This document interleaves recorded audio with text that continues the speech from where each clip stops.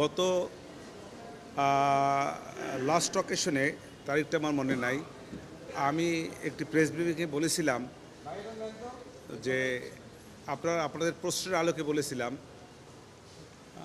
না সরি প্রশ্নের আলোকে না, আমি লার্নেড কোর্টে কিছু বক্তব্য দিয়েছি। সেই বক্তব্যটাকে ব্যাডলি কিছু সোশ্যাল মিডিয়ার কিছু লোকেরা ব্যাডলি উপস্থাপন করেছে, যেটাকে সেই ব্যাডলি উপস্থাপন করাটাকে আমি নিন্দা জানাই। আর সেটা এইভাবে করেছে, লার্নেড কোর্ট আমাকে জিজ্ঞাসা করেছিল যে আপনি যে সাংবাদিকের কাছে বলেছেন যে আপনার আসামি খালাস পাবে, এটা আপনি কীভাবে বললেন। আমি সে প্রসঙ্গে লার্নেড কোর্টকে, লর্ডশিপদেরকে বলেছি এই কথা যে সাংবাদিকরা যখন আমাকে প্রশ্ন করে যে আপনার আসামির কনসিকুয়েন্স কী হতে পারে এবং পরবর্তীতে আপনার আসামির সঙ্গে আপনার প্রত্যাশা কী, সেক্ষেত্রে আমি একথা বলেছি যে আর আসামি, আমি আশা করি, আমি বিশ্বাস করি যে আমার আসামি খালাস পাবে এবং সেটা আমি বলতেই পারি। এটা আমার প্রফেশনাল দায়িত্ব। সেইখান থেকে সেই কথাটাকে বলেছি আমি। তখন আরও একটি কথা বলেছি যে লার্নেড কোর্টে আরেকটা কথা বলেছি যে লার্নেড কোর্টে যদি আমি বলি যে আমার আসামি খালাস পাবে না, সেটা কি সঠিক হবে, সেটাকে আমি বলতে পারি। এবং এটা যদি বলি তাহলে লার্নেড কোর্ট আমাকে যে নিয়োগ দিয়েছেন, তাহলে বিষয়টা সমস্ত দেশের মানুষ মনে করবে যে এটা একটি মানে এমন লয়ারকে দিলাম যে লয়ার বলতেছে আসামির ফাঁসি হবে বা সাজা হবে।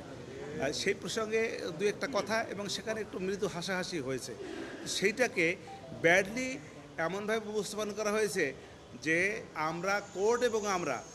কোর্ট এবং প্রসিকিউশন এবং আমি স্টেট ডিফেন্স, আমরা নিজস্বভাবে আলাদা আলাদা বক্তব্যভাবে করে এরকম বাজে ভাবে উপস্থাপন করা হয়েছে, যেটা যারা করেছেন আমি জানি এটা সাংবাদিক আপনারা করেন নাই। এক শ্রেণীর অসাধু লোকেরা অপসাংবাদিকতা না, এটা সাংবাদিকরা করেন না, অপসাংবাদিকতাও না। বিষয়টা হলে এক শ্রেণীর অসাধু ইউটিউবাররা বিভিন্নভাবে বিকৃত করেছে, যেটার জন্য আমি তাদের প্রতি নিন্দা জানাই। এরকম করা যারা করেছেন তারা ঠিক করেন নাই।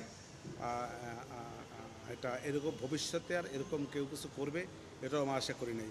আবার কিছু বলেছে প্রথম আলু দিয়া এইভাবে লিখেছেন, ইটস ব্যাড। যা আমি বলবো আমার কাছে যদি সরাসরি লিখবেন কোনো সমস্যা নাই, আমি যা বলি তাই লিখবেন, এর বাইরে কোনো কথা না লেখার জন্য আমি বিনয়ের সহিত অনুরোধ করতেছি।